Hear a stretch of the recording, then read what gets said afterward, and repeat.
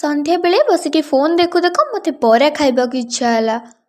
But ଏବେ ବରା କେମିତି ବନେଇବି? ହଁ, ଆଇଡ଼ିଆ। ଆଜି ବିନା ବିରି ଓ ଚାଉଳରେ ବରା କେମିତି କରିବା ଚାଲନ୍ତୁ ଦେଖିବା। 500 ଗ୍ରାମର ଚୁଡ଼ାକୁ କିଛି ସମୟ ପାଇଁ ପାଣିରେ ଭିଜାଇ ତାକୁ ଗ୍ରାଇଣ୍ଡିଙ୍ଗ କରି ସେଥିରେ 250 ଗ୍ରାମର ସୁଜିକୁ ଆଡ଼୍ କରିବା।